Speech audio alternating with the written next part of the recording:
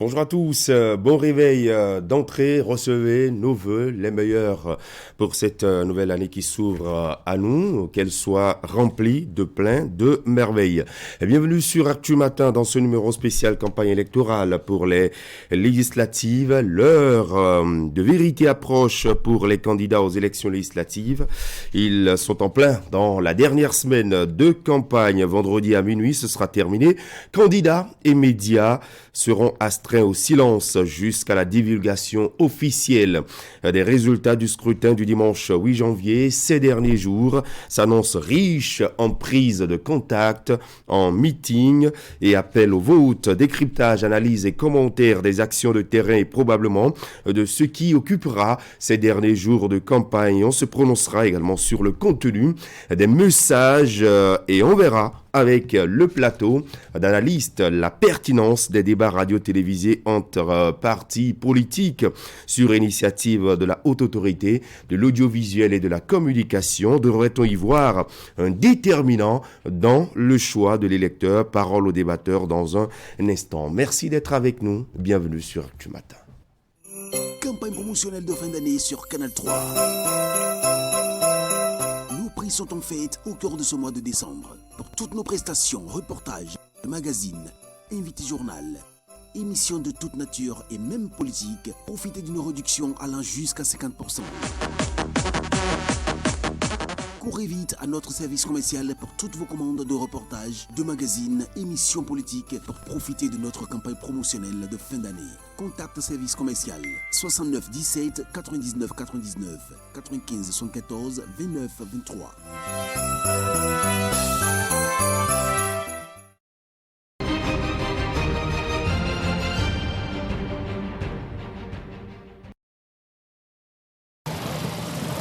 La commune de Djakotomé aux couleurs du parti Union Progressiste Le Renouveau.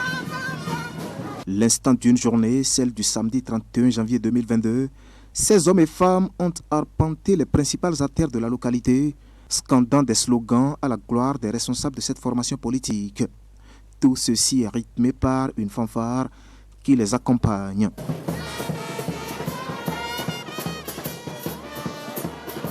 À chaque étape de cette randonnée, les caravaniers ont expliqué aux indécis le choix utile à faire le 8 janvier prochain. J'invite toute la jeunesse béninoise à voter massivement le parti, l'Union Progressiste Le Renouveau, le 8 janvier prochain. C'est à ce titre que nous pouvons espérer sortir de l'ornière, sortir du chômage pour la paix, pour notre pays. L'UPR, c'est le choix à faire pour mettre le Bénin sur l'autoroute du développement, ont-ils clamé devant passants et curieux. Après des kilomètres parcourus, la marée humaine échoue ici, au domicile du coordonnateur communal UPR de Djakotomé.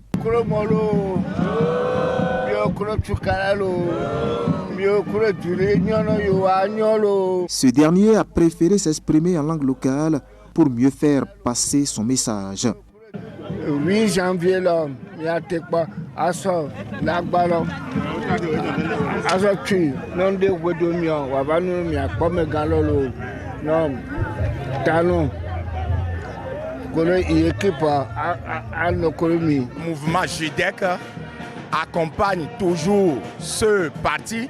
On est encore derrière cet homme, M. Faïmbé Bruno, pour soutenir l'UPR pour qu'au soir de 8 janvier, qu'on puisse sortir les 4 députés de la 11e circonscription électorale. L'ambition des jeunes ici est donc claire. Prendre les 4 sièges en jeu dans cette 11e circonscription électorale au lendemain du scrutin du 8 janvier prochain.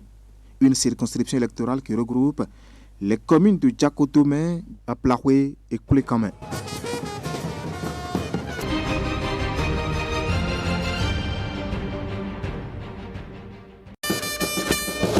La salle d'alphabétisation de Paracourt était devenue trop exiguë pour accueillir les étudiants et autres soutiens du Parti Bloc républicain dans la matinée de ce samedi 31 décembre 2022. Abdoulaye Biotiane, le secrétaire général national du parti, entouré des candidats Rachidi Gbadamassi, Charles Toko, Bios Nobuko, Mariam Baba Moussa et le coordonnateur départemental Borgou, Inoussa Zime Chabi. Les principaux leaders du parti du Cheval Cabré étaient tous là. Mais c'est le coordonnateur national de l'organisation de la jeunesse du bloc républicain au JBR, l'honorable Nouhon Bida, qui s'est chargé de rappeler l'importance de la course estudiantine dans le processus électoral. Recevez, camarades étudiants, mes salutations militantes. Je voudrais vous dire merci. Merci et merci de votre engagement au sein du bloc républicain. Merci de votre disponibilité. Merci et merci pour tout ce que vous faites pour que le parti des jeunes, le parti des femmes soit très présent sur le campus de l'université de Parakou. Une communication détaillée du docteur Foussene Gomina, enseignant à l'université de Parakou, abondera également dans le même sens avant que le SGN Abdoulaye Biotiane n'explique le programme de législature de son parti. Nous avons décidé d'avoir un programme de législature. Nous voulons être clairs, nous voulons que nos compatriotes sachent ce que nous allons faire de cette majorité que nous demandons. Nous travaillons pour que le Béninois, que le peuple béninois donne une majorité claire au bloc républicain à l'Assemblée nationale dans la deuxième législature. Mais pourquoi faire? Pour faire les 4 points que nous avons énumérés dans la documentation. Ne laissons pas les gens venir nous faire des incantations sur l'importance qu'il y a de les faire les députés. Mais vous allez faire quoi pour le peuple? Un programme séduisant qui fait dire à l'honorable Rachidi Gbadamassi que le bloc républicain est le choix idéal que doivent opérer les électeurs le dimanche 8 janvier 2023. Chers amis étudiants, si vous voulez que l'université de Parakou, le projet de l'université de Parakou, l'université technique, si vous voulez que le projet démarre, c'est de voter le bloc républicain, le cheval blanc Cabré. Vivement qu'au soir du 8 janvier, notre parti, votre parti, le bloc républicain soit victorieux.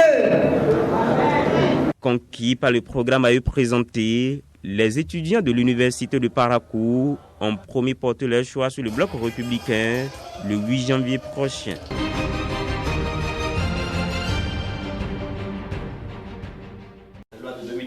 L'agenda de cette ultime réunion de l'année 2022 a donné aux membres de la conférence administrative départementale du Mono l'occasion de rester collés à l'actualité. En point de mire, la période électorale qui a cours actuellement au Bénin et les participants ont revisité le code pénal en matière électorale. Nous nous sommes rendus compte réellement que l'arsenal juridique est très fourni en matière d'encadrement de cette période et il est à souhaiter que chaque acteur, et notamment les différents partis politiques et leurs organes, puissent appréhender ces dispositions de la loi et les diffuser à leurs militants, car beaucoup de choses se font dans ce que nous pouvons traiter en grippe d'ignorance. Or, nul n'est censé ignorer la loi. Du coup, Bienvenu Miloré a demandé aux uns et aux autres de jouer chacun sa partition pour le respect des dispositions qui encadrent le jeu électoral au Bénin.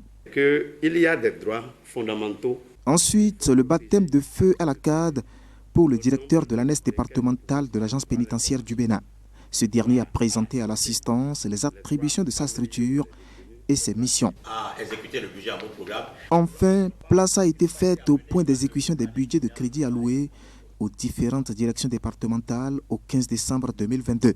Un point qui a révélé un niveau de performance satisfaisant. Au total, nous sommes à 94% base engagement et 76% base ordonnancement. Quand on sait que nous avons encore quelques semaines à égrener avant de sortir les comptes de l'État, je pense qu'avec toutes les difficultés rencontrées en début, on ne pouvait pas espérer mieux. L'année 2022 s'achève donc dans le département du Mono sur un bilan encourageant du point de vue fonctionnement des structures administratives. La dernière réunion de l'année a été agrémentée par la caravane des enfants conquérants du Bénin avec des messages pleins de moralité. À chaque fois que vous blessez vos proches, Peu importe le nombre de fois où vous dites « je suis désolé », la blessure sera toujours là. Une blessure verbale est aussi grave qu'une blessure physique. Je vous remercie.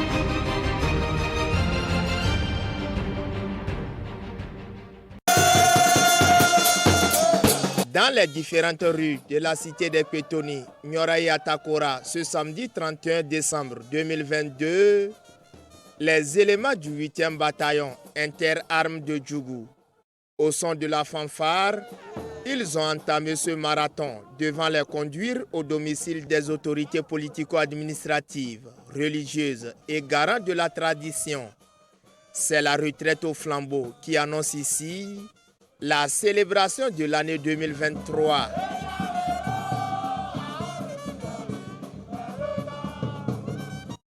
Après s'être rendu chez l'évêque de la ville, voici ces hommes de rang à la résidence privée du maire Abdul Malik Sebou Gomina. Ici, ils sont pompeusement accueillis par le propriétaire des lieux dans une ambiance très détendue.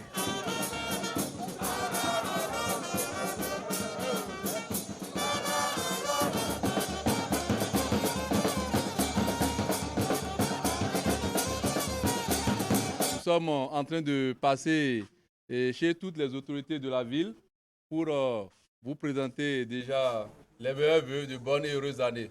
Et surtout, la paix. La paix et la paix pour notre pays. Donc c'est fort de cela que tout mon personnel et moi, nous sommes venus chez vous pour manifester déjà notre joie.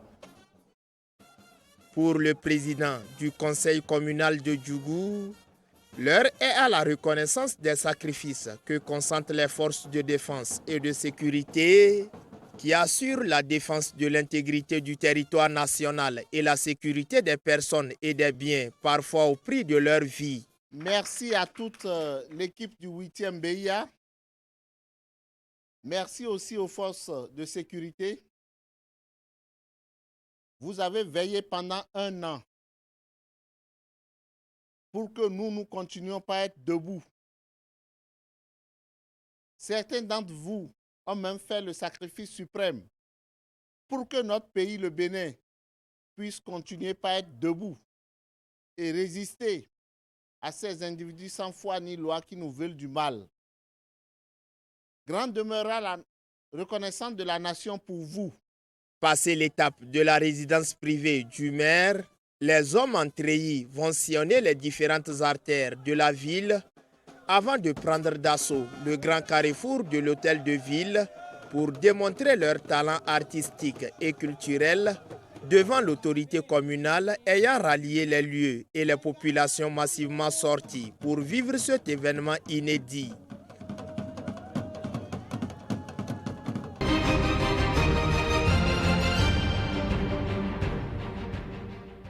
Coca-Cola, de nouveau disponible sur le territoire national. Depuis le 1er juillet 2022, d'accord, la firme Coca-Cola a donné l'agrément de production à une société béninoise dénommée Coca-Cola Donga Bottling Company, qui est aujourd'hui le seul embouteilleur des produits Coca-Cola au Bénin.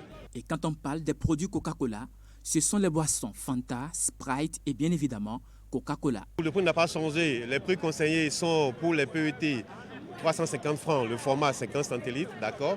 Pour les canettes 33 centilitres, 350 centilitres et 350 francs également. À l'occasion du géant concert sur l'esplanade de l'Amazone, Coca-Cola Donga Bottling Company se positionne pour redonner le plaisir à la population. Le bonheur de retrouver sa boisson préférée.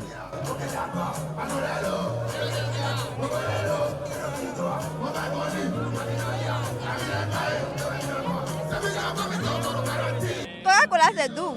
Il faut ramener ça. C'est une boisson que j'adore très bien. Coca-Cola est trop bon. Bon, j'ai constaté que Fanta n'était plus, mais actuellement c'est revenu au Bénin avec Coca-Cola. J'ai constaté également que le goût est bon. Bon, je remercie beaucoup les sponsors qui ont fait tout possible pour que nous ayons encore ces produits au Bénin. Coca-Cola, Fanta et Sprite sont disponibles partout au Bénin avec le même goût et toujours le même plaisir. On a commencé avec les canettes Coca Fanta Sprite, d'accord. Et puis après, les PET Coca Fanta Sprite sont venus sur le marché. Et sous peu, nous informons et nous rassurons nos consommateurs qu'ils auront les bouteilles 30 centilitres et les bouteilles 60 centilitres de Coca, de Fanta et de Sprite.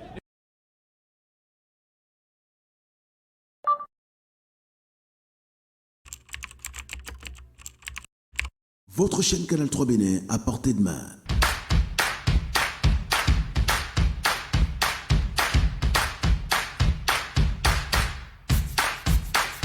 Découvrez désormais, depuis votre smartphone ou tablette, toute l'actualité nationale et internationale, vos émissions préférées de la chaîne Canal 3 en live 24/24, où que vous soyez, à travers son application disponible en téléchargement libre sur Play Store. Canal 3 et sur le www.canal3television.com, vous êtes les bienvenus. Canal 3, la passion de l'image.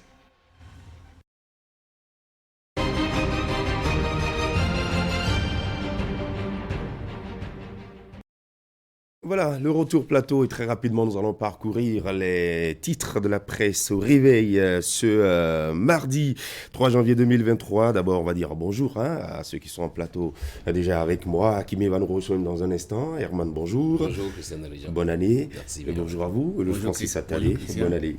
Allez, ensemble on va découvrir les titres de la presse, à commencer par le quotidien Fraternité qui parle de la défiscalisation totale des véhicules, guichets spécifiques pour le recrutement et autres, le visage du social aux handicapés, une panoplie de mesures pour soulager les peines des personnes vulnérables. Et puis législative du 8 janvier prochain, message des 7 partis en lice au Béninois à découvrir en pages 6 et 7 du journal. Immersion dans l'univers des Tata Somba avec l'expert en construction Mpo Guy Nda.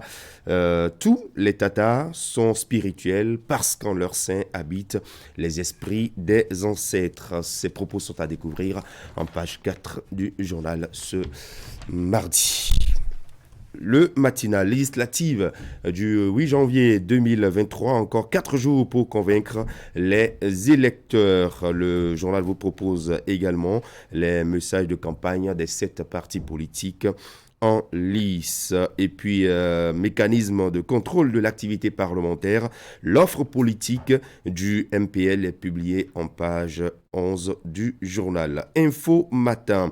Pour un type nouveau de député, l'UDBN propose de légiférer autrement pour une gouvernance participative et inclusive. Tour de force du bloc républicain dans la 6e circonscription électorale. Cressa Agossou et El Hadj Monsia font monter Kmanrou sur le cheval blanc. Et puis législative du 8 janvier prochain, une messe électorale à plusieurs enjeux. Analyse le journal. Le Clairon, législative de 2023, Sowe adhère à l'offre de Moël Bénin. Matin livre, campagne pour les législatives de 2023. Comment Boniaï bouleverse les plans, écrit le journal Matin Libre. Et puis, valorisation des produits locaux. Marie-Claire Pierre Élien porte le Made in Bénin au monde.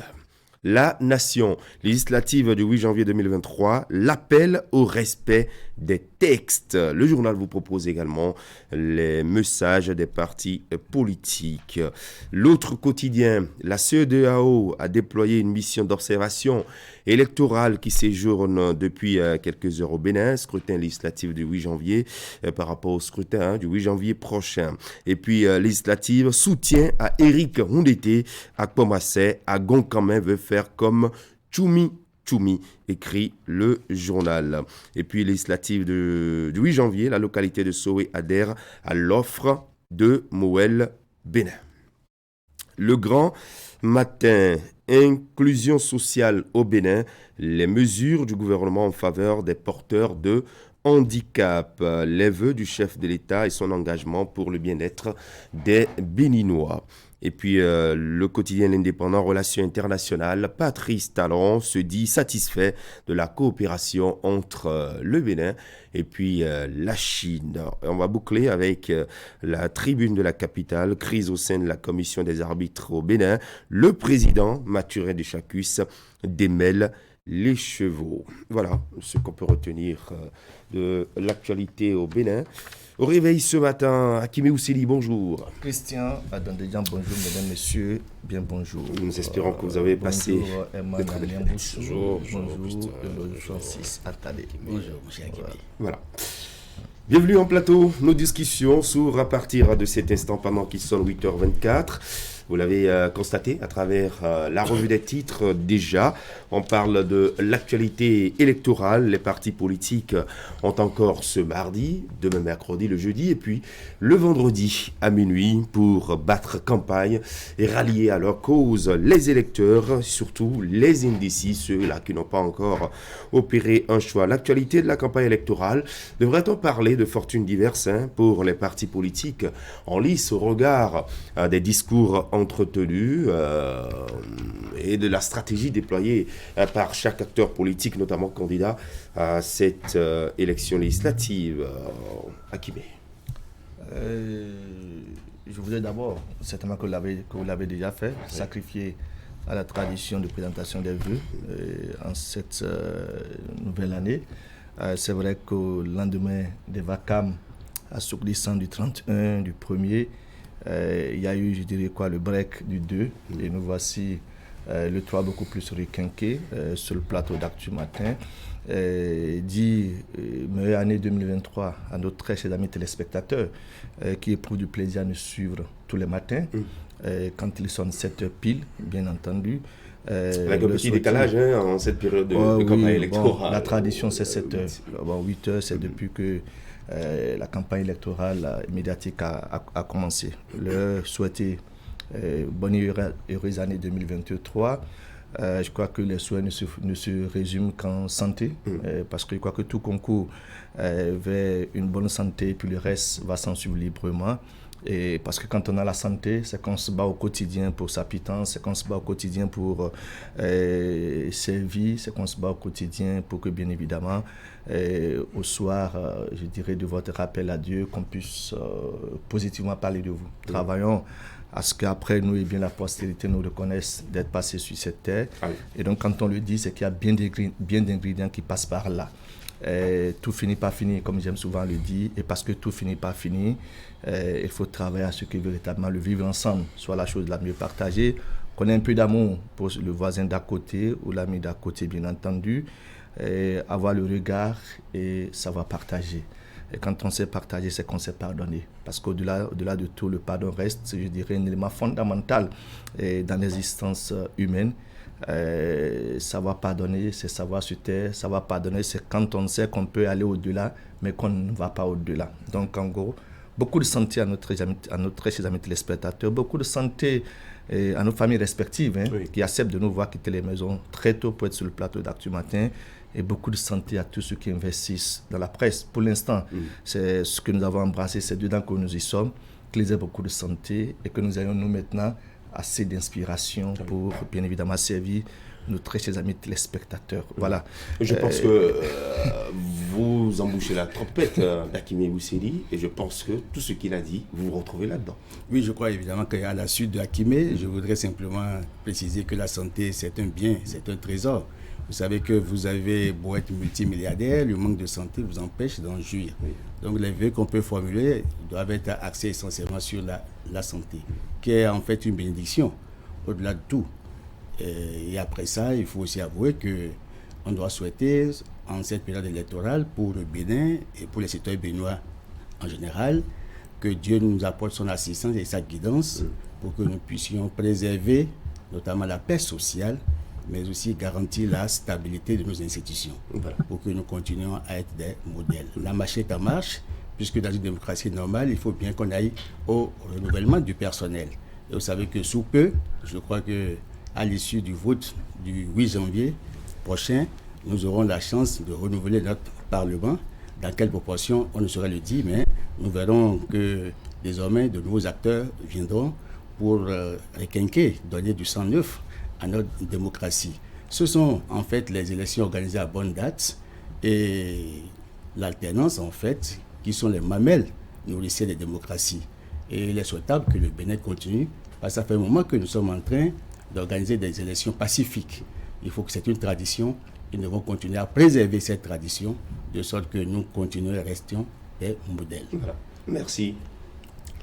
Je me trouve dans ce qui est dit. Heureuse année à toutes et à tous, et puis que Dieu nous donne l'inspiration nécessaire tous les matins pour satisfaire cette obligation. Voilà. Pour celle de ce matin, vous l'avez, et je reviendrai à vous tout à l'heure. Herman, oui, on redonne la parole. Vous parlez de fortune diverse, oui. Bien évidemment.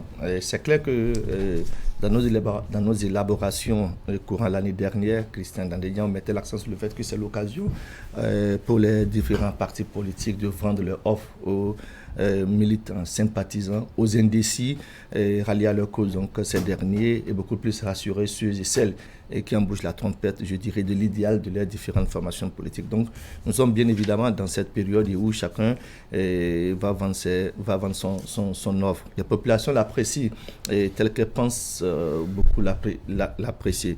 Seulement que oui, fortune diverse, parce que bien évidemment, il y a ce qu'on peut appeler aujourd'hui des zones qui sembleraient être des zones beaucoup plus conquises par certaines formations politiques, dans lesquelles il va falloir désormais compter avec les nouvelles forces politiques qui aujourd'hui ont la chance de prendre place dans le starting block pour le compte des élections législatives de janvier prochain. Et donc quand c'est comme ça, ce n'est plus, je dirais, on n'a plus affaire à une seule formation politique, mais on a affaire à plusieurs formations politiques, au total 7 pour le compte donc des joutes électorales qui sont dans le processus, est bien évidemment en cours. Et vous allez constater que certains partis politiques, à travers eux, leurs candidats, soit ils sont bien accueillis par endroit, ou par endroit, ce n'est pas trop fameux. Et quand je dis c'est pas trop fameux, c'est qu'il faut y compter avec, je dirais quoi, la réaction des populations quand l'offre est présentée. On a vu par exemple que dans certaines régions, certains candidats se sont retrouvés beaucoup plus en difficulté. C'est d'ailleurs pour ça qu'il faut véritablement souhaiter qu'on puisse accepter les différents candidats, les différents partis dans la différence que ces partis incarnent. C'est ça aussi, je dirais quoi, la vitalité de la démocratie. Ce n'est pas parce que vous n'êtes pas pour l'offre qu'il faut y aller avec quoi, des écarts de langage, avec des comportements qui ne sont pas de nature à rassurer, je dirais, ou plutôt à maintenir la quiétude dans cette période électorale. Je constate que le travail se porte sur le terrain. Certains qui n'ont pas été positionnés et qu'on craignait de voir descendre aux côtés des candidats positionnés, semble-t-il, sont en train de trahir les pronostics parce que visiblement, ils ont pris fait et cause. Ils ont mis le parti au-dessus, donc, je dirais, de leur ressenti personnel. On l'a vu par exemple dans la 14e avec Ahmed Obo, bien évidemment Faux, d'Issoui, qui était aux côtés des candidats positionnés dans la 14e circonscription.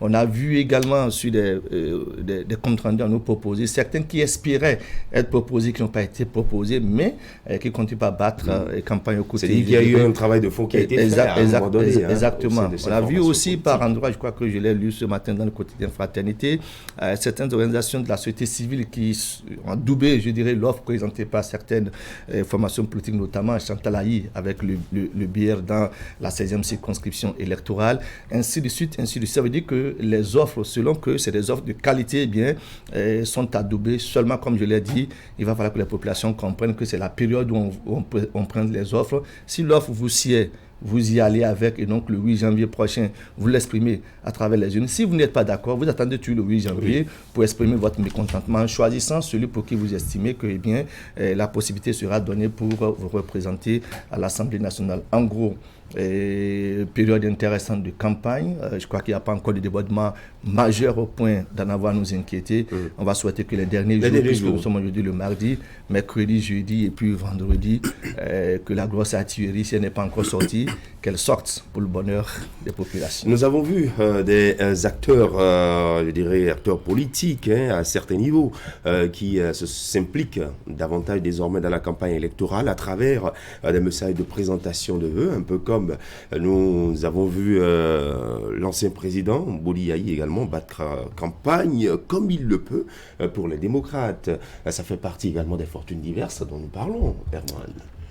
Et oui, je pense que la campagne, c'est encore 4 jours pour boucler avec cette période-là où on va conquérir l'électorat. Et chez nous, Bénin, la remarque a été faite ces derniers jours que l'électeur est plus intéressé par des questions qui touchent un peu au Parlement, à savoir qu'est-ce que le député va faire. C'est vrai que les offres politiques, les offres de législature sont diversifiées. Il y en a qui y vont. pour changer la donne, d'autres qui vont pour confirmer l'existant. Je pense que oui, Boni Yayi, il est entré dans la danse avec ses différentes sorties. Oui, toujours est-il que l'électeur, le 8 janvier prochain, c'est pour qu'il va voter. L'accent, je pense, doit être mis un peu sur les nouveaux majeurs, les primo-votants, ceux-là qui, pour la première fois, exercent leurs droits civiques et politiques et qui ne savent pas souvent à quel candidat voter. Je pense que si le travail est fait au niveau des différentes formations politiques, ça doit pouvoir agir sur ces éléments-là parce qu'ils constituent une base une base importante, je veux dire, non négligeable, j'allais dire, donc de cet électorat-là. Donc, pour ma part, ça se passe bien. Akimé a cité le cas tantôt de ces ONG qui, un peu en tenant compte de la qualité des offres proposées par certains partis politiques, agissent et disent et appellent leurs adhérents à militer en faveur de telle ou telle force politique. Je pense que sur le terrain, ça se passe un peu bien pour ma part. Alors, sur le terrain, ça se passe bien.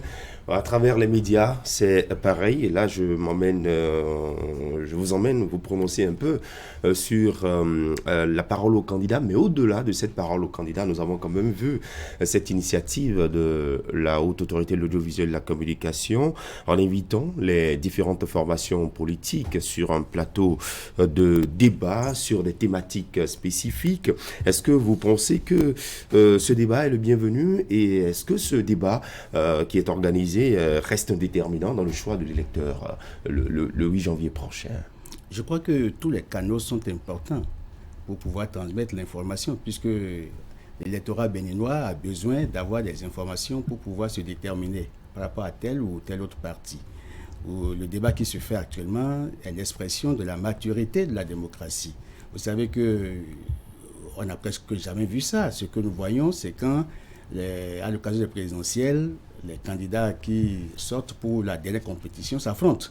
Mais cette fois-ci, on voit des partis politiques qui envoient des représentants pour aller porter l'idéal en fait du parti, le projet de législature du parti, c'est salutaire.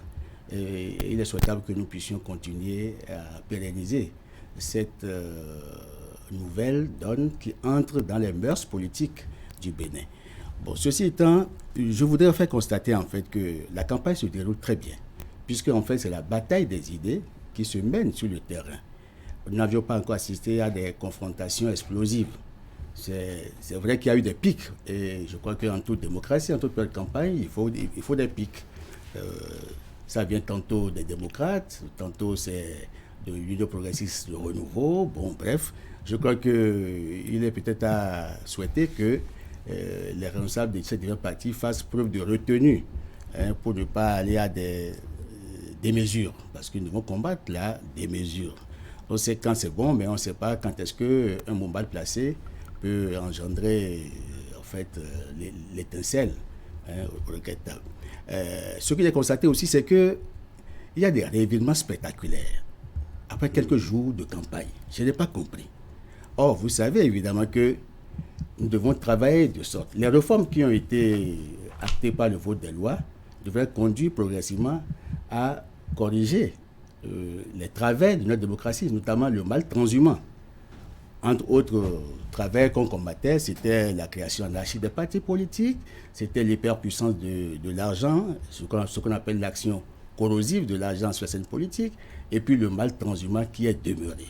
Bon, alors on ne comprend pas que les partis politiques devraient être des creusets qui valorisent en fait l'engagement, des creusets qui valorisent en fait la conviction, des creusets qui valorisent, j'allais dire, la fidélité à des idées. Or, vous voyez, on lance la campagne, 4 jours après, 5 jours après, on voit des conseillers, on voit des militants qui quittent un parti pour un autre. Hein, c'est à croire qu'il y a un travail de fond qui n'a pas été fait. Parce qu'en fait, c'est les espaces d'éducation. Les partis politiques doivent mettre l'accent sur l'éducation, sur la formation des citoyens, sur la formation à la bonne conviction pour que ce soit sur la base de fidélité que les gens sentent. Parce que le militantisme suppose des engagements et l'adhésion à la cause du parti. Si en chemin, les gens font volte-face, ils font des événements aussi spectaculaires que ce que j'ai vu, ce n'est pas agréable. Nous sommes toujours en apprentissage. C'est à croire évidemment que c'est des fautes d'écoliers en politique. Il faut qu'on évite ces fautes d'écoliers. Le Bénin, ça fait depuis 1990 que nous sommes en train de faire la marche. Nous sommes en train d'asseoir progressivement la culture démocratique et je crois qu'il appartient aux responsables politiques de faire davantage d'efforts pour que nous ne puissions pas continuer à assister au mal transhumant. Ceci étant, la campagne se déroule presque bien dans toutes les circonscriptions électorales. Et j'ai été très heureux parce que ça m'a l'air d'une grosse fête. C'est des grosses kermesses que nous constatons. En fait, du moins les images qu'on nous offre à travers les médias, à travers les réseaux. Et c'est salutaire. Et je voudrais simplement noter que de jour en jour, le Bénin continue de donner la preuve que il est et reste et demeure en fait un laboratoire de la démocratie. Et je m'en réjouis très sincèrement. D'accord. Et je voudrais seulement continuer à féliciter les acteurs qui s'acceptent en dépit des différences. Parce qu'en fait, la démocratie vaut quand même l'expression de la différence. Donc, et puis la tolérance est une vertu essentielle de la démocratie, ce qui suppose le respect de l'opinion de l'autre. Je crois qu'en cette période de campagne, nous avions vu la pluralité des opinions. Et il appartient maintenant, en fait, aux électeurs de faire le bon choix. Il ne s'agit pas, en cette période, de vendre un projet de société. Il s'agit de vendre, en fait, un projet de législature, c'est-à-dire des orientations politiques qui pourront influencer la gouvernance politique.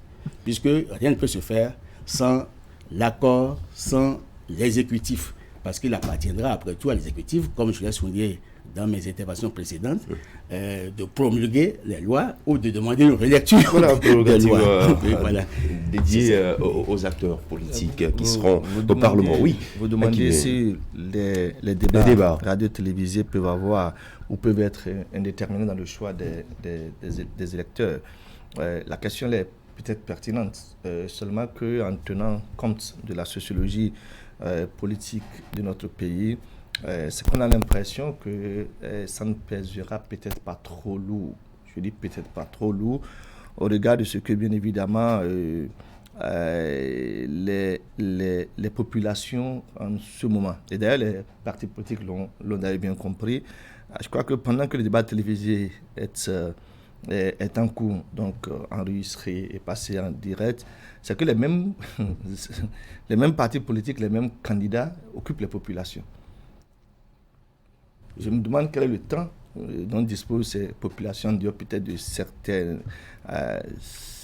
intellectuels, pour ainsi dire, qui vont s'accrocher à leur poste téléviseur et qui d'ailleurs ont déjà presque un choix déjà su dans leur tête.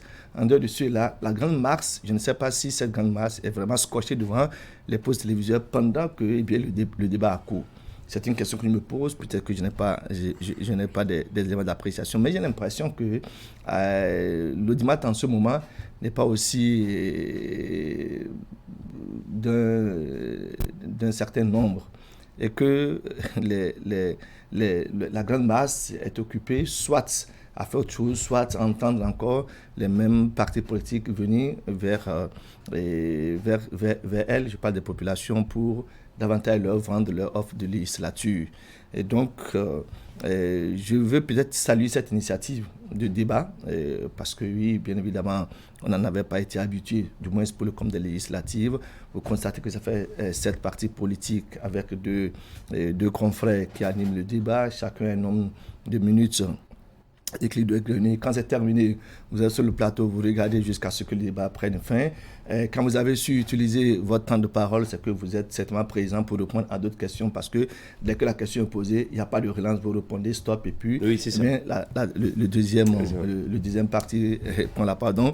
Ce sont les partis qui tenteront peut-être de chercher le contradictoire dans les propos tenus par l'autre représentant de l'autre parti politique, mais en se basant peut-être sur mettons quoi, la contradiction apportée, c'est que parfois on n'a pas le temps de répondre à la question qui vous est posée. proposé. Du moins pour le moment, c'est intéressant. Peut-être que ça va s'améliorer par la suite. Seulement que je crains que peut-être une autre fois, quand on aura plus de 7 partis politiques, ça va faire un peu compliqué. C'est vrai que ailleurs on avait 11, mais pour le temps, parce que c'est 90 minutes quand même. 90 minutes pour 7 partis politiques, ça fait, vous divisez, et même dira, vous êtes autour de quoi 4, 5 ou 7 minutes chacun.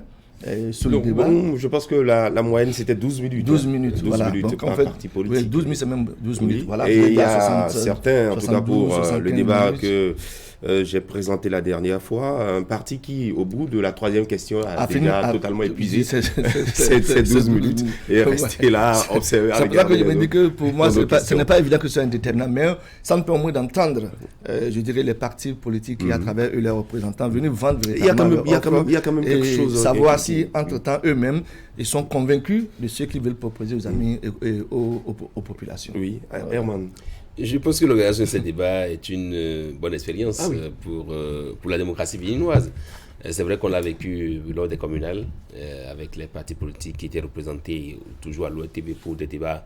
Mais est-ce qu'il faut dire débat ou il faut dire présentation de projets de législature? Sauf que ici, ce qui s'est passé pour le plateau que j'ai eu animé avec Renaud Akapo, au sujet des questions de sécurité et de défense, on a constaté qu'il y a on a fait porter à la législature qui s'achève là des lois qui en fait avaient été votées par la 7e législature et pas par la 8e. Malheureusement, il se fait que règles de jeu oblige, il ne vous est pas permis de relever en fait, chez un représentant de parti politique quelque erreur que ce soit. Et quand il dit que c'est que ça passe. Et donc à la fin du débat... justement, parfois, lorsque vous êtes en position de journaliste, en tout cas d'intervieweur, vous avez envie de rentrer dans le débat parce que vous vous dites, ce qu'il dit, c'est pas ça. C'est pas ça, donc, on vous l'interdit. Donc il revient encore à d'autres représentants de partis politiques, puisque là également, on fait un tirage au sort. Le premier parti qui intervient, le deuxième, sur une seule question, on dit vous êtes classé de 1 jusqu'à 7 si vous êtes tous là, ou alors quand le 6e, quand quelqu'un a manqué, c'est que les autres profitent de son temps. Donc quand vous êtes le premier à intervenir, les autres peuvent vous attaquer. Malheureusement, vous vous rendez compte que c'est des gens qui viennent, chacun se cramponne à ce qu'il a prévu de dire et il donne sa chose, il donne sa vision et vous passez à une autre question. De sorte que vous, journalistes, on vous interpelle à la fin du plateau, des gens m'ont interpellé pour dire comment vous avez pu laisser tel parti politique dire que c'est la police républicaine a été l'œuvre de la 8e législature, alors qu'en fait c'est la 7e législature qui a appris.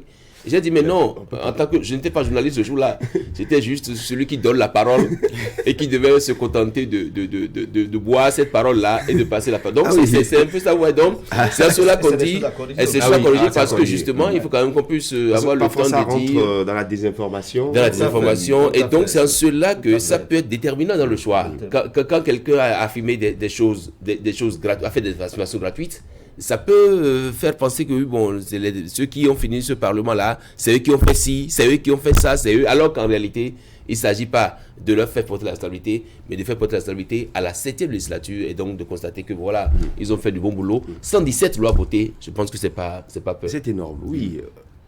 Oui, mais c'est salutaire. Vous savez que j'ai parlé ici d'inflation législative. Donc, on a eu un Parlement qui a travaillé suffisamment. Mais il faut dire évidemment que ce débat est intéressant, c'est une innovation. Il y a des aspects qu'il faut améliorer. Nous savons qu'au-delà de ce canal qui permet aux partis, je crois qu'en 12 minutes, on peut déjà dire l'essentiel. Si vous ne faites pas du verbiage, du blablabla, si vous avez la maîtrise de vos dossiers, et notamment la maîtrise des questions essentielles qui font objet, en fait, les grands axes de votre programme, je crois que pour plancher en 10-15 minutes, vous pourriez réussir à faire entendre l'essentiel du message que vous comptez porter à la population. Puisque en fait, vous savez que la majorité silencieuse, elle est là, mais elle n'a pas accès aux médias. Et elle est enrôlée dans la vie des partis politiques. Et elle a besoin d'informations. Donc, dans ce jeu, les deux entités qui sont en jeu, il y a l'entité qui a le besoin de délivrer un message, ce sont les partis politiques, et il y a l'autre entité qui est avide de connaissances, qui veut savoir pour mieux se déterminer par rapport au choix. Et là, il faut que le message soit clair et transparent. Il faut que les acteurs est la maîtrise en fait des grands sujets qu'ils abordent. Les questions liées par exemple à la défense et à la sécurité, les questions liées par exemple aux grands domaines. Bon, écoutez, l'État a défini quand même des domaines qui permettent d'agir, d'opérationnaliser ce nombre de plans pour pouvoir atteindre des résultats. Vous avez par exemple agriculture, élevage, pêche, vous avez par exemple tourisme et culture, vous avez des volets par exemple qui touchent à l'éducation. Donc selon le domaine, en fait, la transformation structurelle de l'économie, le commerce, l'industrie, tout ça, mais quelles sont les propositions évidemment? Comment est-ce que le parti entend, à travers des lois, influencer la gouvernance qui est en cours pour améliorer qualitativement le bien-être des citoyens? Donc si un parti a fait un travail en amont et que les acteurs ont été bien coachés, je crois qu'en 12 minutes, ils peuvent déjà restituer l'essentiel des grands axes définis par son parti dans la conquête et l'exercice du pouvoir. Vous savez qu'en fait, dans ce jeu, il y a le savoir et la stratégie qui doivent aider à la conquête et à l'exercice du pouvoir. Et j'ai vu que dans cette dynamique, la plupart des partis, en fait, se sont engagés dans la conquête du pouvoir, un peu comme si ça essayait des élections présidentielles. C'est ce que j'ai vu à travers le format, en fait, des entretiens, des prises de parole. Et je dis que bon, ça va venir progressivement.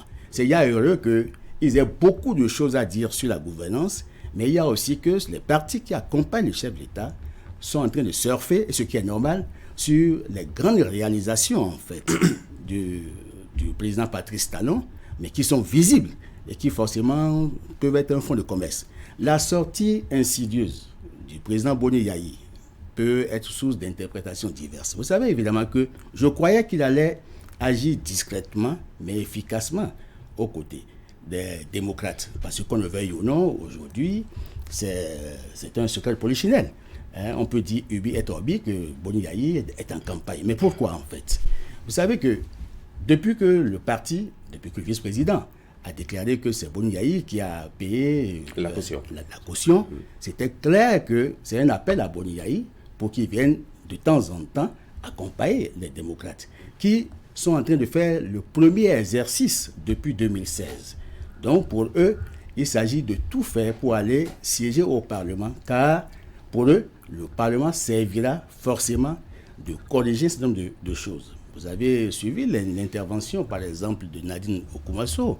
Vous avez vu que le casting qui a été choisi par les démocrates vise essentiellement à partager des expériences vécues. Mais je crois que nous pouvons tirer leçon de cette façon de faire.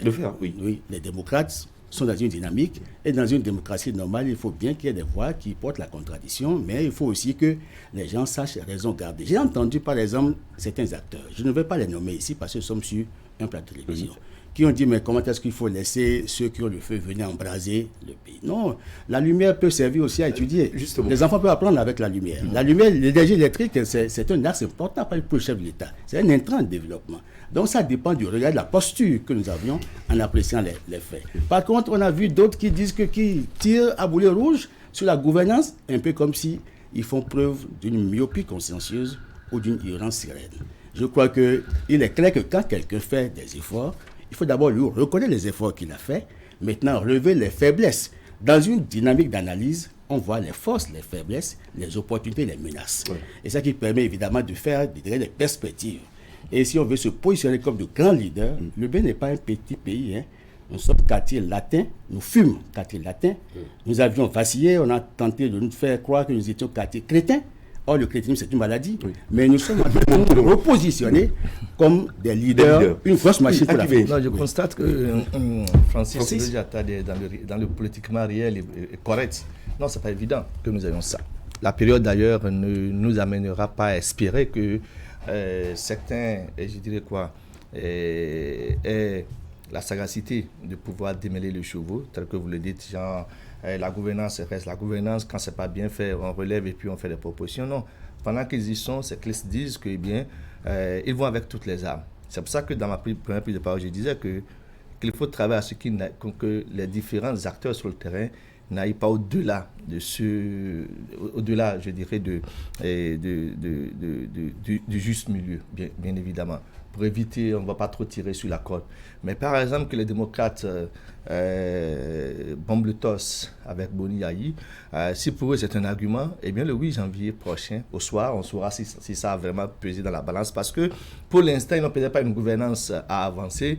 Ils n'ont que Boni Yayi, comme je dirais, à portée de main pour faire constater que c'est un soutien indéfectible au Parti Les Démocrates. S'il y en a qui sont encore amoureux de Boni Yayi, qui pensent que bien avec les députés qui vont emboucher la trompette Boni Yayi, il peut peut-être avoir des lois qui iront dans le sens du mieux des populations, eh bien, c'est tant mieux. C'est le discours qu'ils tiendront qui pourra peut-être convaincre les populations ou pas. Et d'ailleurs, vous avez vu au-delà de ce que est bien, l'annonce du premier vice-président Nourena Tchad était de ce que est bien, c'est Boni Yayi qui a payé la caution 5 millions de francs CFA. C'est que Boni Yayi lui-même, et à sa devanture, je crois, a orienté les populations qui étaient devant lui à faire le choix du Parti Les Démocrates à l'occasion des jours du 8 janvier prochain. C'est des consignes de vote qu'il a données, sans même l'avoir donné, certainement que sur le terrain, les démocrates continueront toujours pas à faire constater que c'est Boni Yayi. C'est d'ailleurs pour ça que vous avez relevé le fait que certains ont estimé que, on ne va pas embraser le feu parce que le logo du Parti des démocrates, c'est bien une représentation de feu ou de lumière dans la main. Donc, vous voyez, chacun y va avec les éléments qui, peut-être, sont de nature à donner de l'allant à sa formation politique. Mais dans tous les cas, c'est qu'il faut souhaiter. Nous sommes en train de traverser les derniers jours de campagne, c'est qu'il ne faut pas qu'on en arrive, je dirais à des invectives sur le terrain au point que ça prenne des allures qu'on n'aurait pas souhaité. Et donc, si quelqu'un vient vendre son offre et l'offre ne vous plaît pas, vous l'entendez, vous le laissez partir. Le 8 janvier, vous choisirez. Oui. En fait, cette opportunité que nous offre la Constitution, c'est-à-dire avoir l'âge de voter, et on a parlé de primo-votants et tout ce qu'il y a autour, c'est solennel. Ailleurs, les gens se sont battus. On a fait couler le sang pour obtenir ce droit-là. Nous l'avons. En tout cas, quand vous avez 18 ans, vous l'avez. Quand vous n'êtes pas frappé d'éligibilité, qu'on sort, vous l'avez. Et donc, le 8 janvier prochain, vous êtes dans l'isoloir. C'est un truc environ, pour certains, c'est 1 mètre carré, 2 mètres carrés, quand l'espace est un peu plus grand.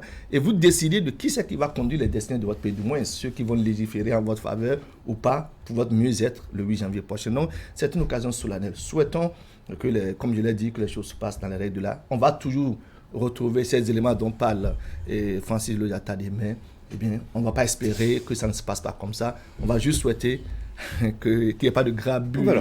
On a entendu par endroit que certains candidats auraient été pris à partie. Il faut déplorer ces manières de faire de certaines de nos populations, parce qu'après les élections chrétiennes, eh bien, ces mêmes personnages retourneront dans leurs localités respectives pour peut-être continuer l'œuvre qu'elles ont déjà entamée. J'ai entendu d'autres se sont vus également pris à partie parce qu'on estime que, eh bien, membres du gouvernement, ils auraient pu agir sur, je dirais les décisions allant dans le sens de la fixation des prix des produits de grande consommation et consorts, alors même que ces populations ont des maires qui sont candidats aux élections législatives, qui appartiennent à une formation politique, qui sont membres des bureaux directeur ou du directoire des partis politiques qu'on laisse de côté et on s'attaque à d'autres. Vous voyez, c'est un peu ça à quoi nous assistons sur le terrain, mais que ça n'aille pas au-delà de ce que nous espérons. Quelques secondes, Herman, nous sommes au bout.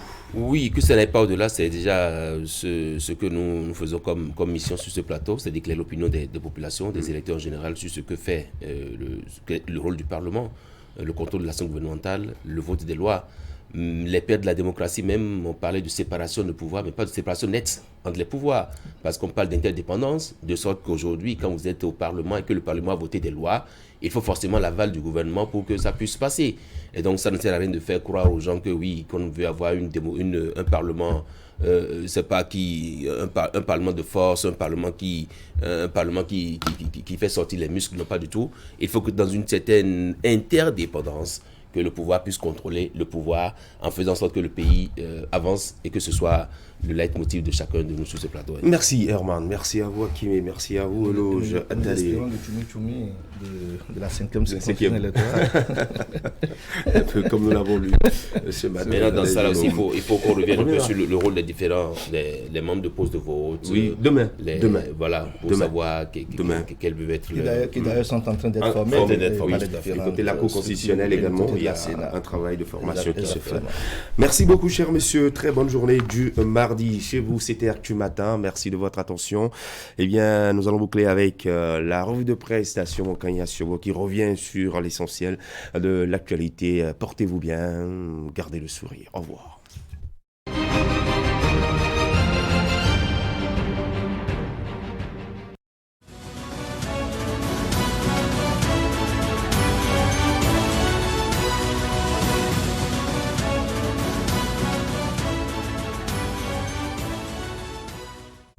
Bonjour à toutes et à tous.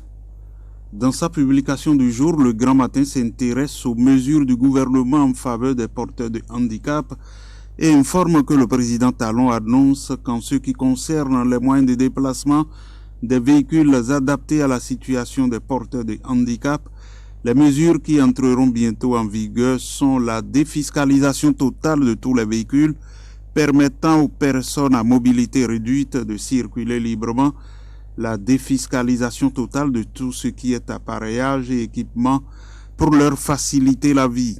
Prévu pour entrer dans sa phase active dans peu de temps, souligne Fraternité, ces dispositions dévoilées par Patrice Talon viendront sans doute soulager les peines auxquelles les personnes à mobilité réduite sont confrontées dans leur quotidien. L'espoir est désormais permis aux personnes vivant avec un handicap en République du Bénin. Les injustices sociales, des insuffisances notées et d'autres peines auxquelles elles font face au quotidien seront bientôt conjuguées au passé de par la rencontre du chef de l'État avec quelques personnes représentatives des personnes handicapées à l'occasion de la séance médiatisée dénommée Inclusion sociale, animée par Véronique Toinfodé, ministre des Affaires sociales et de la microfinance.